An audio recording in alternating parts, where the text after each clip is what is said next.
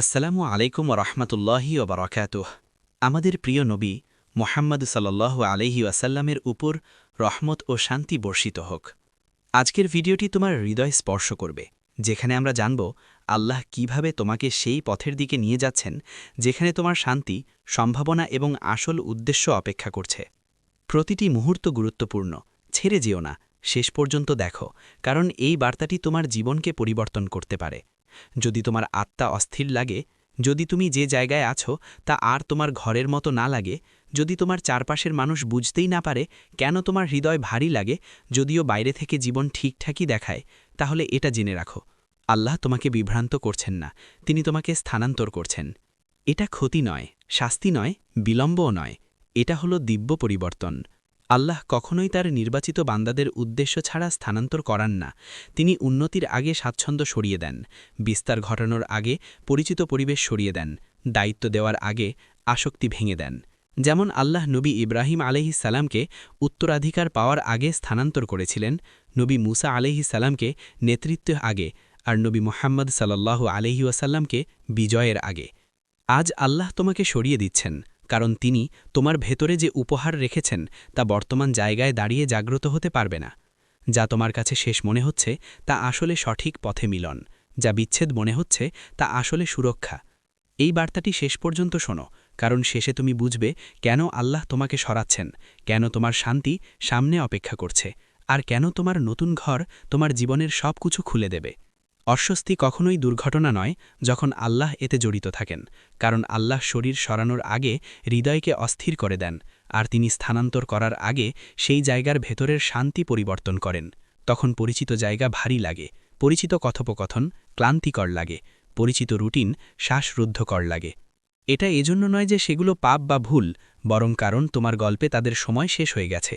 আর আল্লাহ তার রহমতে কখনও চান না যে তার নির্বাচিত বান্দা এমন পরিবেশে আরাম করে থাকুক যা তার নিয়তির ভার বহন করতে পারে না। তাই তিনি ধীরে ধীরে সেই জায়গার মিষ্টতা সরিয়ে দেন, এক ধরনের অস্থিরতা তৈরি করেন, যা কোনো সাফল্য দিয়ে শান্ত হয় না, কোনো বিনোদন দিয়ে নীরব হয় না। কারণ আল্লাহ তোমাকে শেখাচ্ছেন শান্তি কোনো জায়গার সাথে বাঁধা নয়, শান্তি আসে সঠিক সামঞ্জস্য থেকে। আর যখন সেই সামঞ্জস্য শেষ হয়ে যায়, শান্তিও সেখান থেকে বেরিয়ে যায়। এই কারণেই তুমি চারপাশে তাকিয়ে ভাবতে পারো, কেন কিছুই আর তৃপ্তি দিচ্ছে না, যদিও একসময় তুমি এটাই চেয়েছিলে, এর জন্য পরিশ্রম করেছিলে, ত্যাগ করেছিলে। কিন্তু এখন আল্লাহ সেই অস্বস্তির মাধ্যমে ফিসফিস করে বলছেন, যা তোমাকে এখানে এনেছে তা তোমাকে পরবর্তী গন্তব্যে নিয়ে যেতে পারবে না। যেমন আল্লাহ নবী ইব্রাহিম আলাইহিসসালামের হৃদয়ে অস্থিরতা দিয়েছিলেন তার জন্মভূমি ছাড়ার আগে, যেমন নবী মুসা আলাইহিসসালামের ওপর চাপ দিয়েছিলেন অজানার দিকে যাওয়ার আগে।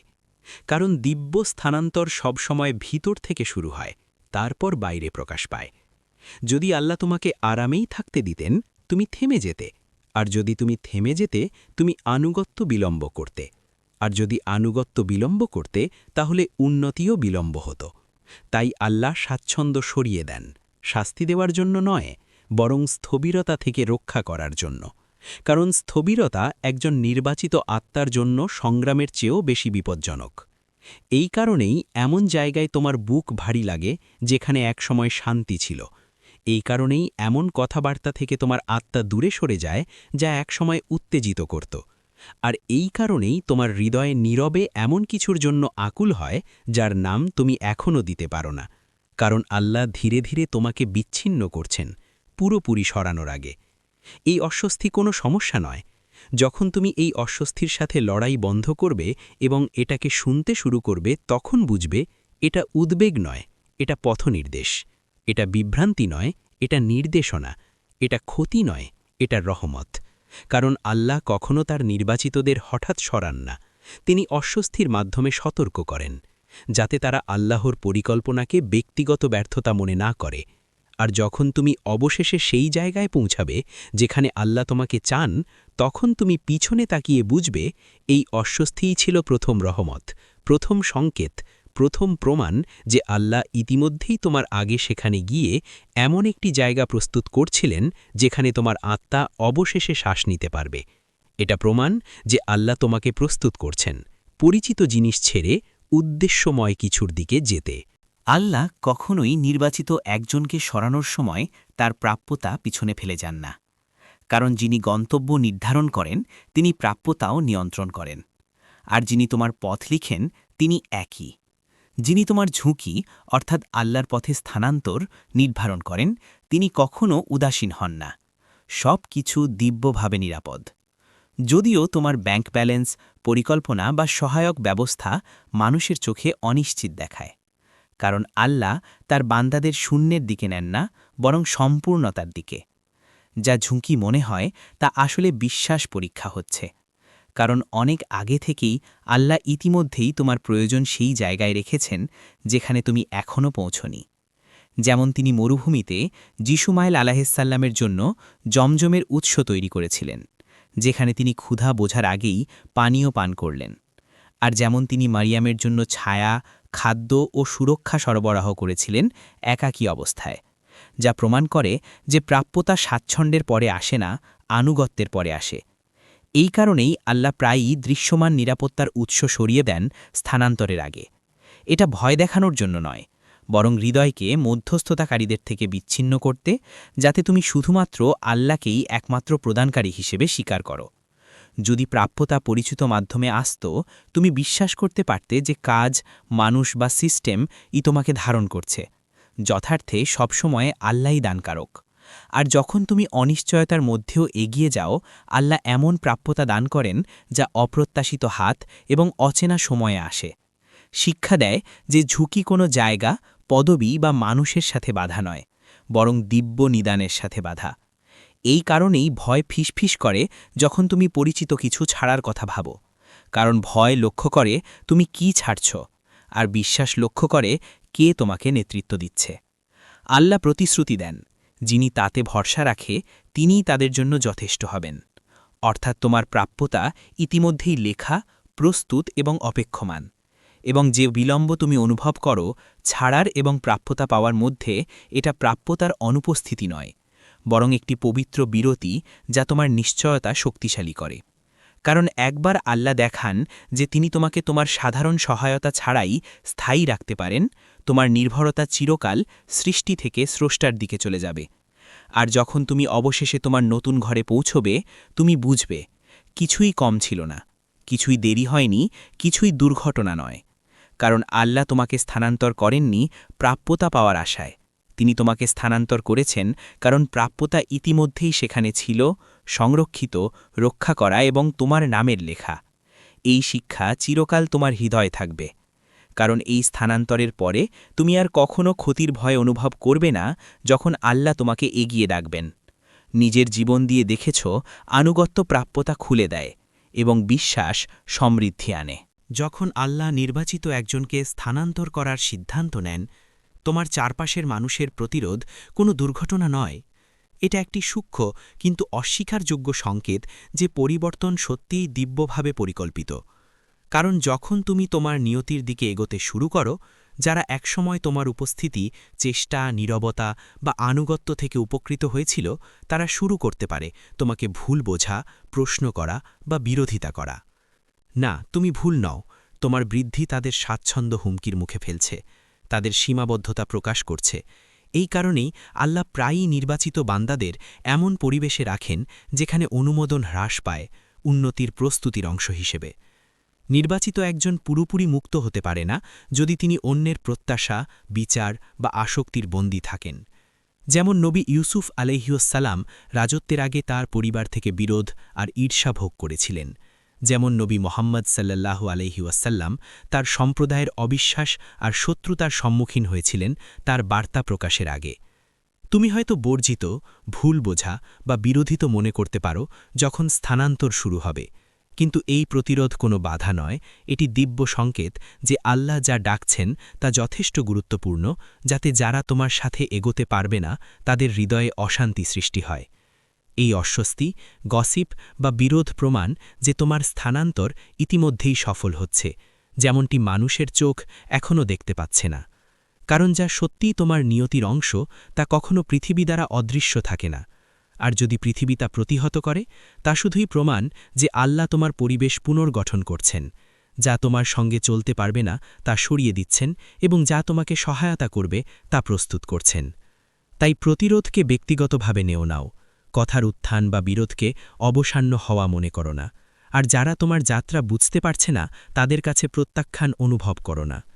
প্রতিরোধ শুধু তোমার উন্নতির প্রতিধ্বনি, দিব্য সামঞ্জস্যের প্রতিফলন এবং প্রমাণ যে আল্লাহর স্থানান্তর প্রক্রিয়া প্রকৃতভাবে শুরু হয়েছে, যাতে তুমি তোমার জীবনের, ভূমিকার এবং উদ্দেশ্যের জন্য পুরোপুরি প্রস্তুত হও।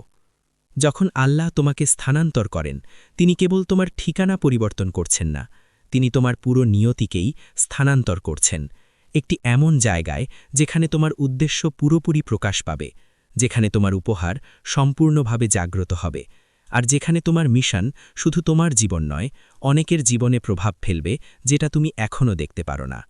একটি নতুন ঘর আল্লাহর পরিকল্পনায় কখনো কেবল দেয়াল, রাস্তা বা শহর নয়, এটি একটি পরিবেশ যা বিশেষভাবে তোমার অবদান গ্রহণের জন্য তৈরি। যে মানুষ, সুযোগ এবং পরিস্থিতি তোমার জন্য অপেক্ষা করছে তা যদি ইচ্ছাকৃতভাবে সাজানো না হতো, তাহলে আল্লাহ কখনো নির্বাচিত একজনকে সরাতেন না। যা স্থান পরিবর্তন, অনিশ্চয়তা বা ক্ষতি মনে হচ্ছে, তাহলে তা আসলে দিব্য ক্যালিব্রেশন, যা সব কিছু সরিয়ে দেয়, যা তোমার সম্ভাবনা সীমিত করতে পারে, যা মনোযোগ বিঘ্নিত করে, অথবা উপহারকে দুর্বল করে যা তিনি তোমার কাছে দিয়েছেন। যেমন নবী ইব্রাহিম আলাইহিসসালাম পরিচিত সব কিছু ছেড়ে পদক্ষেপ নিয়েছিলেন বিশ্বাস এবং নেতৃত্বের জন্য। যেমন নবী মুসা আলাইহিসসালাম ট্রায়ালসের মধ্য দিয়ে গিয়েছিলেন তার নেতৃত্বের জন্য। আর নবী মুহাম্মদ সাল্লাল্লাহু আলাইহিসসাল্লাম তার নিজ সম্প্রদায়ের প্রত্যাখ্যানের মুখোমুখি হয়েছিলেন, যতক্ষণ না পৃথিবী তার বার্তা গ্রহণ করতে প্রস্তুত হয়। প্রতিটি আল্লাহর নির্বাচিত বান্দার জীবনে স্থানান্তরী প্রস্তুতি এবং উন্নতি উভয়েই। এবং যেই অস্বস্তি, প্রতিরোধ এবং ভয় যা চলার সময় দেখা দেয়, সেগুলো প্রমাণ যে দূরবর্তী কোনো কিছু অপেক্ষা করছে। নতুন ঘর বা স্থান সুবিধা বা স্বাচ্ছন্দ্যের জন্য নয়, এটি সামঞ্জস্যের জন্য, তোমার মিশন, তোমার উপহার এবং আল্লাহর উদ্দেশ্যের সঙ্গে মিলনের জন্য।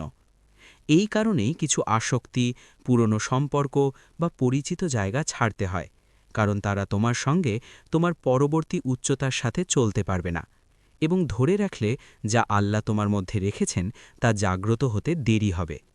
প্রতিটি বিচ্ছেদ ইচ্ছাকৃত, রক্ষামূলক এবং রহমতপূর্ণ, যা তোমার উপহার এবং আশীর্বাদ গ্রহণের জন্য উপযুক্ত স্থান তৈরি করে। অনাগণিকভাবে বুঝতে হবে, পৌঁছনো স্বাচ্ছন্দ্য বা অনুমোদনের দ্বারা নয়, বরং আল্লাহ যে দায়িত্ব তোমার হাতে দিয়েছেন তা সম্পূর্ণ করতে প্রস্তুত থাকার দ্বারা।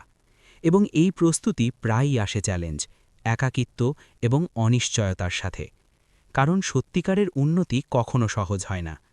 একজন নির্বাচিত ব্যক্তি সেই জায়গায় ফ্লারিশ করতে পারবে না যা তার মিশনের পরিমাপের জন্য প্রস্তুত নয়। যে পরিবেশে আল্লাহ তোমাকে স্থানান্তরিত করছেন তা যৌক্তিকভাবে নয়, এটি টাইমিং, প্রস্তুতি এবং দিব্য সামঞ্জস্যের নিখুঁত মিলন, যা তোমার উপহারকে বাড়িয়ে তোলে, তোমার সম্ভাবনাকে মুক্ত করে, আর এমন অবস্থানে রাখে যেখানে তোমার উপস্থিতি অন্যদের জন্য আশীর্বাদ হয়ে ওঠে, যেখানে তোমার প্রভাব আল্লাহর পরিকল্পনার সাক্ষ্য হয়ে ওঠে, আর যেখানে তোমার আনুগত্য সেই চাবি যা কোনো মানুষের হাত খুলতে পারবে না। যখন তুমি এই জায়গায় পৌঁছবে, যে অস্বস্তি, ভয় এবং প্রতিরোধ তুমি অনুভব করেছ, তারা প্রস্তুতি, পরিশোধ এবং পরিশীলন হিসেবে প্রকাশ পাবে।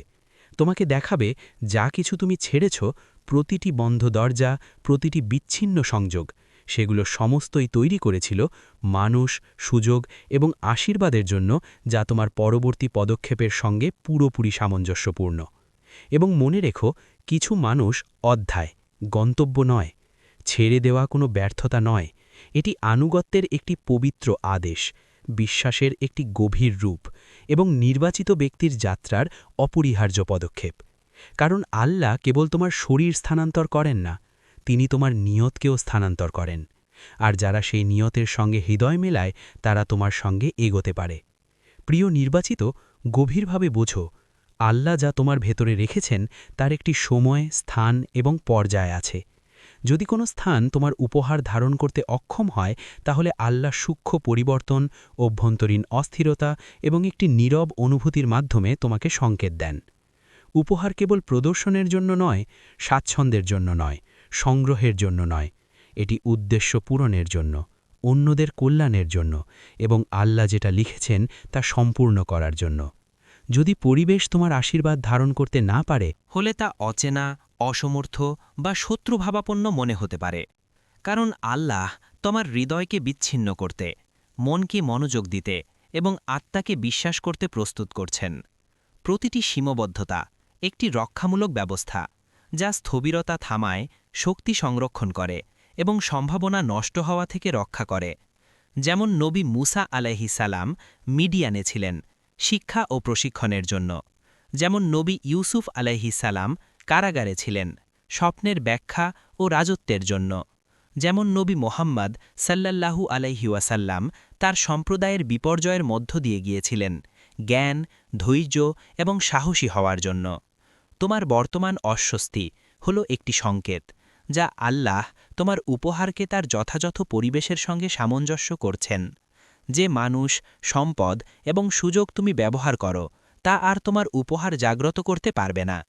যেখানে উপহার সীমাবদ্ধ, সেখানে জ্বলতে পারে না। যেখানে লুকানো, সেখানে দেখানো যায় না। যেখানে স্বীকৃত নয়, সেখানে সেবা করতে পারে না। মানসিকভাবে তুমি ছেড়ে যেতে ভয় পেতে পারো, হৃদয় পরিচিতকে শোক করতে পারে। এগিয়ে যাওয়া প্রতিটি পদক্ষেপ হল উদ্ভাবনের দিকে পদক্ষেপ, কারণ আল্লাহ প্রস্তুতি নষ্ট করেন না।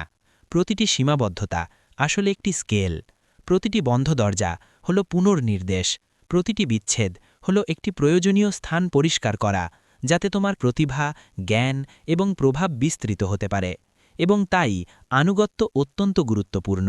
অনিশ্চয়তা সত্ত্বেও নতুন পরিবেশের দিকে এগোনো হল সেই ট্রিগার, যা আল্লাহ তোমার ভেতরের উপহার জাগ্রত করতে দেয়।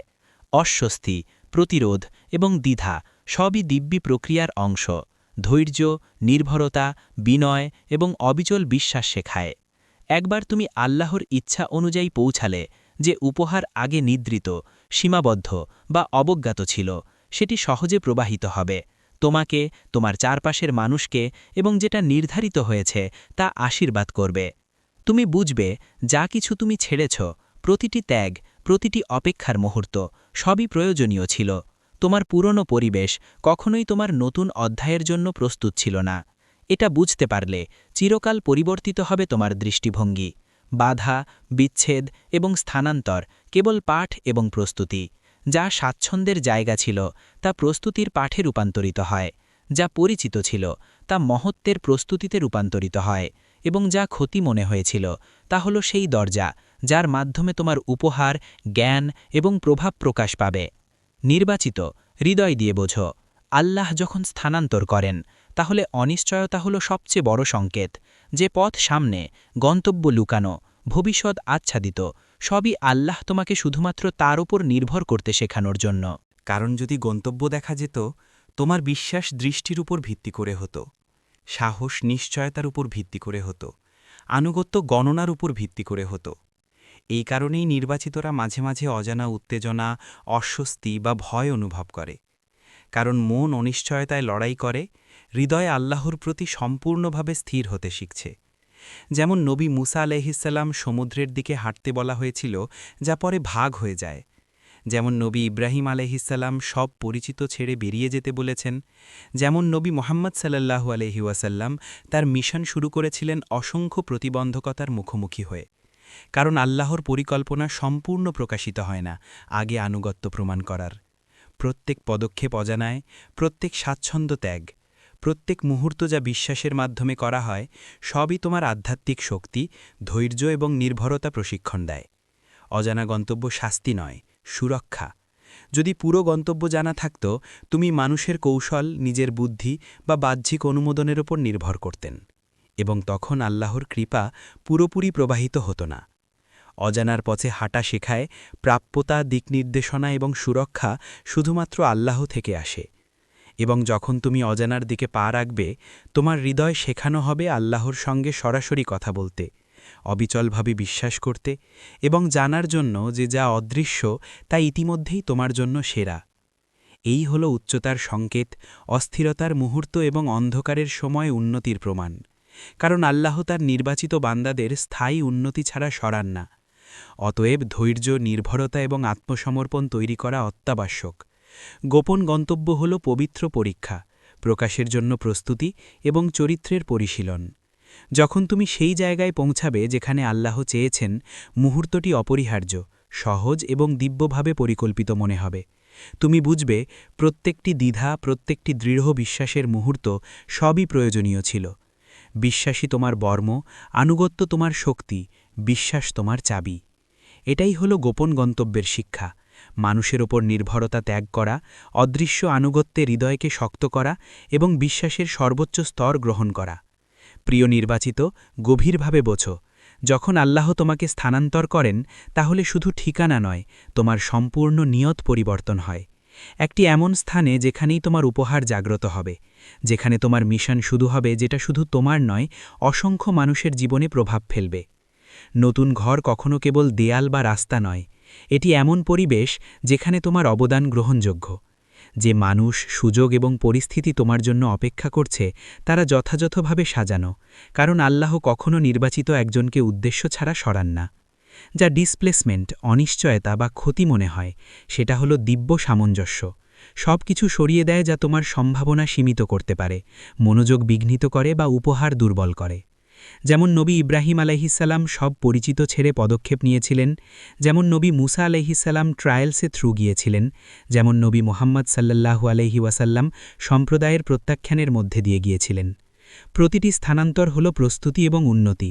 অস্বস্তি, প্রতিরোধ এবং ভয় হল প্রমাণ যে কিছু বড় অপেক্ষা করছে।